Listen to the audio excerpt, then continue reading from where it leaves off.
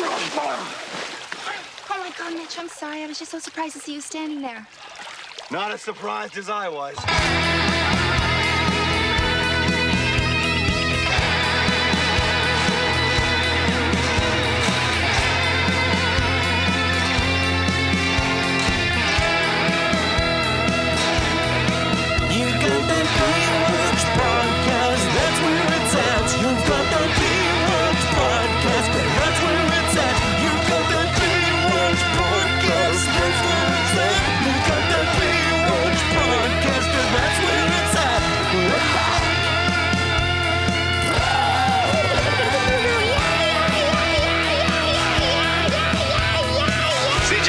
Up here. You're gonna love it, huh? Yeah, it's beautiful, but I miss the beach. You should come back to Baywatch. So I guess we're here for another week of the Baywatch podcast. Drew, I was asking you about the episode. I didn't get an answer though. Did you watched the episode, right? I was Because I know we were gonna do this the other day, but you watched it at least, right? I was in the hospital for a few days, 7 days. Is that why you had to cancel it the other day? And I couldn't be there that day, and they force fluid me something, and so I couldn't watch it. You mean like you had to go to the ER and they put an IV in you? They had to put me filled with some fluid. Oh my God. I told you this stupid 12% shit. Trying to get down to 12. What the fuck? Is this what this was? Yeah, I mean, they're really fucked up my mission. Or is this more of this bit here? Now I'm probably back up to like 70. So why did you really cancel? I was at the hospital. All right, dude. Where's Vanessa? Is she still gone? I mean, I thought she would come to the hospital, and they called her, but so Vanessa still hasn't come back from her mom's? She's still with her family. Okay. Yeah. Well, did you watch the episode at least? I mean, it wasn't on the channels in the hospital. All right, dude. Okay, so you were in the hospital for 3 days and you couldn't watch the episode. Yeah. All right. Well, I guess should we watch the episode? Yeah. Okay. Our Baywatching boys go and watch the episode. All right, so back. All right. So,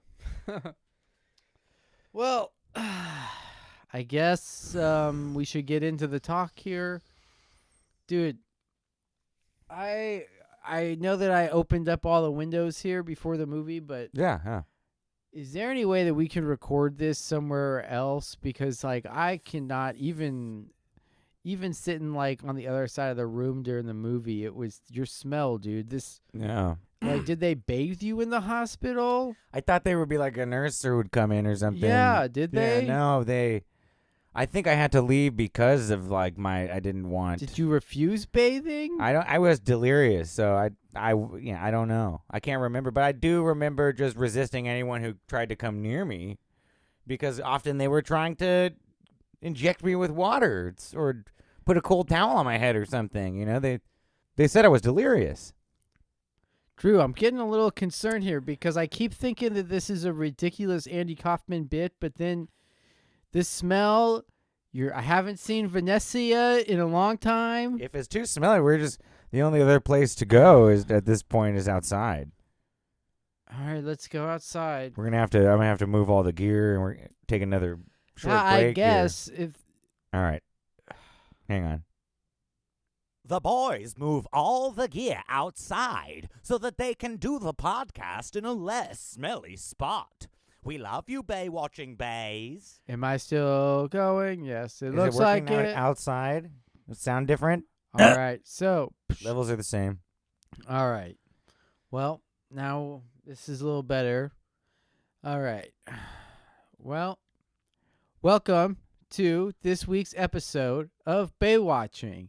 A little bit of a rough start this week, because Drew just will not let this stupid bit of his water phobia gone to the extreme die to the point where he doesn't shower around me and he's now I don't know where the fuck's going on with Vanessa. Yeah. This without like you think I'm dirtying myself up and keeping my loved ones away as a ruse. That would be as conniving as... That's what I fucking hope, because the alternative is that you're fucking crazy. Well, I mean, I guess they're both you're crazy, but the one is like you're really crazy. The other one's like a crazy that I'm used to. I don't know which one's better. It's just like what Felmar 8397 _ water told me. The same. Like your family turns against you, your friends turn against you, all because you're seeking out the I told pathway you. I of told you truth. during the fucking show to get off the fucking Reddit. You were on the fucking that stupid water chant shit while I was trying to watch Baywatch with you. I did get off. I got off after you stole my fucking phone, which... Oh my god, yeah, because I had to fucking... Somebody had to do the fucking research for this. You didn't even watch this week's episode, dude. You've gone so fucking far off the deep end. I was there, man. Oh god. Yes, I said deep end. I'm sorry. That was the episode we were supposed to watch? No, dude. What was the name Oh, of yeah, this deep. episode? What was this episode called? I don't remember. Do Deep. you remember? So it was called... I do not remember. I don't remember. Yeah. We'll slice it in. Spice it in. Yeah. The episode that our Baywatching Bay boys watched was called Shelter Me, episode 10. But, yeah, it was an episode. We watched it. And during my second watching, since I watched it a second time, I looked up what happened this week in Baywatch history. And, well, we still have George W. Bush, or George H.W. Bush, I should say. He's a Republican, in case you didn't know. We still had him in office. In the UK, they still had Margaret Thatcher. And we had Pope John Paul II, still leading the Catholic Church. Do you know who was leading the Mormon Church at that time, Drew? No, who was it? I don't know In either. which part of the Mormon Church? That's a quiz for our listeners. If you knew right off the top of your head, you get a feather in your hat. Oh. And born on 4th of July, directed by Oliver Stone, was the most viewed movie. I like Stones. That was released. And also, very historic, the same exact day as this episode of Baywatch that we just watched came out, we had the very first full-length episode of the longest ever running cartoon sitcom, The Simpsons. Don't talk about good. Don't talk about good TV. Don't talk about good TV. That's right. Don't We're talk, breaking the rule. don't talk about good. So, because that's one of the best television shows ever, probably one of the greatest exports of American culture, if not the greatest. And I think we're going to have to not talk about it ever. So, we don't want to talk about that show because it's too good. And we'll just forget it. But let's just keep that in mind, that while this show was being written, they were also writing the Christmas episode that would launch The Simpsons. So that's what happened this week on Baywatch. Oh, very nice. So now we have our episode. Yes. Which it's very fresh in my memory. Good. Because the title is there too, and everything that happened, just right there. It was very easy to follow because it was so compelling. It was very compelling. It was... It started, and then like halfway through, I found myself thinking, this is about halfway through, and then at a certain point, it was like, now it's over. And then there was a point before the ending where I was like, man, I hope this is almost over. Oh, I remember that. Yeah. Yeah, and then it did end. Yeah. And I was like, good. And then there was this curious period after it was over where there was just nothing. Where we went and got some food. Oh, yeah. That was that good. period. Yeah. That was one of my favorite parts. That was the best part of the episode. Yeah, it was when it ended and we got food. Oh, gosh, yeah. That was a much better part. Yeah. But well, not much to say. We don't talk about them that much. Well, what... And I've been sick, so I didn't prepare. And I could tell you about the healthcare system from experience. Really? No. Well, I was Good. delirious. well, one thing that we did get to see is some rivals of Mitch. This was a rival episode. Oh yeah. We got to see a little bit of rivalry between Mitch and Craig Right. over a girl. Right. That we don't care about, and then the whole drama of the episode is supposed to hinge on this Throwaway person we episode. just met. Yes, and it gets resolved really just because I don't know. Because all that had to happen was Mitch had to say, like, oh, I always loved this girl, Craig, that you dated. And then I became romantically involved with and had seemingly a much deeper relationship with. Yeah, because, Mitch let me know, and it's pretty vague, this line, because I don't know what they're talking about. He just said rule number 1. And from, I don't know what book that's from or what set of rules. Maybe that's from the real Bible, not the Dribble. But he said rule number 1, you don't get with your best friend's girlfriend, Remember he said that? Yeah. But then, like that rule, there's a clause that says, but if you really loved them and never told anyone, it's okay. And then you can win the boat race. Yeah. That's what the clause says. It wants people to basically couple up, conform. Makes sense. Yeah. Yeah, we need to churn out more little kids for big water to keep That's what I mean, Drew. destroying the land and taking it away from them and eventually drowning everyone. That's what I mean. If we want to go as far as we know you do with all of this, then I guess that's where we would have to assume it So now it's like was you're behind it. accusing me of being behind big water. Me. Of you of leaping to that conclusion for everything, yes. I'm not the evil wet, the big evil wet, sloppy.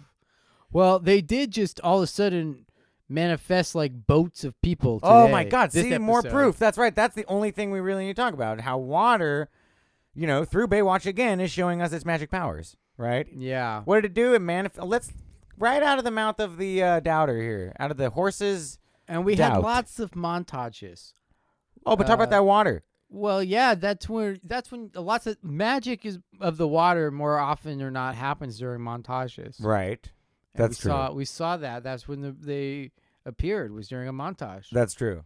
Sometimes I trip out about how powerful water is in this show too, where it's so powerful that not only does it mess with time during montages, it'll just do that in the middle of a show sometimes. Like a scene will be happening and it'll be night, then like a second later, there'll be another scene as daytime, and I'm like, damn, water controlled like time, like to just speed up and zoop. Well, from night to day, from scene to scene, I'm like, that shocks me every time. well, we know. And I've started noticing in other movies and like other media. Yeah, yeah. I mean, well, a long time we've known Yeah, that it controls the moon. yeah, Right. it can- People are idiots thinking the other way. water controls the moon. Yeah, Yeah. exactly. I know. Yeah, it's The tides The control moon's- the moon. yeah. I know these idiots. I know. The tide is controlled by You've the been- moon. You've been reading H2O, Chan. No, Drew, I'm joking with you because this is a bit that we've been doing. So the posts And- that I've been posting, a lot of people have been saying like they seem like they're jokes, too. Yeah, Drew. That's because I'm getting Even a on little Facebook. concerned that you're not drawing a line here because I haven't seen Vanessa. At least I'm not drawing water like that. Fucking water wants us to do. The Bible, the Dribble told me. And you're not gonna see me drawing water. I'm not gonna paint that shit. Not going to sketch it. What are you talking about, Drew? If you remember that quote from the Dribble last episode, it said that we will be forced to joyfully draw water, because the water is going to be creating propaganda to make us happily develop art in its name, like idolize it. So I'm never going to draw water, paint water. You won't see me doing like a landscape unless it's like arid or the desert. No water paints for you? No watercolors, and no, I won't even use the water. The only thing, maybe I would use watercolors to paint like a fire, and I would scratch it. I wouldn't use any water. I would just sort of scratch it into the canvas. Yeah. Okay. So the water made a whole crew of boat racers appear, right, and then it made them disappear, before our very eyes, in one of 3 montages in this episode. Yeah. What was the other montage? I guess that was just the other race. There was another montage. Yeah, they were all felt like they were really on the nose. It's first of all, it started out with one right away where it was like, there was the car, the hot rod. oh one. yeah, the hot rod and the girl. The hot rod and the girl one. Another one with like Shawnee Yes, and yes. Foster having a great And time. once again, Foster's character, one of the best developed characters on the show. Yeah. Eddie Foster there. Ah. I mean, like, he starts off as a boxer. Then later we find out he has like a super low pain tolerance. He doesn't do good with pain. Makes a lot of sense. Now we find out this streetwise kid who's like was in and out of foster homes on the street. He doesn't realize that this car he bought for like Classic a Mustang. classic Mustang, brand new fancy car that he got for like only $2,000 is stolen. And he totally understands like the value of his dollar because he has been shopping for cars and realizes he can't get one that's like a bucket. And then like there's a wonderful joke that's so good that they do it twice, or like a fake out that they do twice, where they show you that old car and it's all gross and dusty. And Eddie's like, yeah, that's what I expected. And he's about to take it because like he Yeah. knows what cars are worth. And then the Yeah. guy's like, no, this Ford Mustang over here. So it's like he's like willfully naive. It's like it's some really good writing. I mean, when you think about like that compared to, I mean, it makes sense why this show took off internationally. Yeah. Because you look at that and that's pretty clever compared to like, The Simpsons, where like Homer doesn't get his Christmas bonus, and so they aren't going to be able to afford to buy Christmas presents for the kids. So then what Homer does is he ends up getting a second job as a mall Santa, but then even then he only makes enough money to buy a horse racing ticket or a dog racing ticket, and then he blows the money on this dog track. And then they end up taking home the loser dog, and that dog becomes the family Christmas present. Yeah. That's It's just a good show. that compared to what we just saw though on Baywatch, Yeah. it makes a lot of sense to me why both these shows went out into the ether and people were like, yeah, that's good. Yeah. I like that. Yeah. I'm gonna keep watching that. For the Germans, all it took was, there was a huge spike in viewership this episode. Because I don't know if you remember, but all the German people want to know is there going to be a car? And in this episode, they were stoked. So they were There like, were wait, lots David of cars. Hasselhoff in a fucking Mustang? I'm fucking about it, dude. And the Ooh. same morals as Knight Rider, but just on the beach? I heard they were a little upset in the press, in the German press, when David Hasselhoff wasn't in the car himself. They were very upset. But the car was cool enough that the German people bought it. They bought the show. Right. And they considered it a tease. Like, one day he's going to get in that car. Yeah. We know it. Yeah. He loves us too much. That's why it became such a big international hit. I mean, it's so well written. You've got these cars. You've got David. It's an international hit. Right. That's the episode. Well, that was a short episode. I forget what else happened in the show. Nothing that I remember that's even that noteworthy. It was They make up, blah blah blah. and there was no Girl comes back. reconciliation between their relationship. It was like, I'm upset with you. Why? Because I guess I was dumb, but I'm not going to say that or acknowledge it. It's just okay. Right. All right. What was going on with anyone else? Wasn't there anyone else doing anything? Was anyone else doing anything? What was Hobie's deal? He was just kind of being annoying. He was That's- being that's- his annoying self. I guess that's why I forgot about it, because anytime he appears, he's just annoying. So I just sort of completely tuned it out because he's just going to be annoying. God damn, I hate Hobie. Yeah. I mean, does anybody like Hobie? Leave that. Please message us. Yeah. If anybody here likes Hobie, Yeah. explain. Right. All right. Because, I mean, God damn, yeah. What was that? I mean, he was just there to say stupid things like, if you got, at the very end, he just walks out the front door. He's like, if you two are going to be cute, then I'm just going to leave. And Right. he just walks out the front door at night. That's what we'll say. Yeah, before we walk out our front door, that's what we were shocked. We're like, Mitch, the girl comes back because like Craig called and said you can go do Mitch, and then she's like, I'm ready, and Hobie's like, I got his approval. Yeah, I and definitty need it. they start sweating, dude, and then Hobie's like, ugh, if mushy stuff's gonna go on, like I don't want to be around, and better Mitch's like, get you better outta get here, out of dude." here. Get out of here, you little bastard. I'm not your father. You better get He said. real far away because these walls are not going to be enough padding for Right. how loud we're about to get in here, Hobie. Exactly. So you can understand he might just go into the hole outside in the backyard that we already know his dad dug for him from episode 3. But no, he just runs out the front door into the dead of night. Like, Yep. presumably, who knows where. Then after credits, you see him at a bus station buying a ticket. It's like, okay. Now that's that good fathering that Mitch And Mitch has is just- proven time and time again. It cuts to them in bed just looking at each other, but it's just 90s TV, so they can't really show the fucking. And Hobie's just laying on the bus trying to sleep. But then he's just like, oh! He's waking up because that's actually his dream, and he can't even get away from the sounds on the bus to Philly.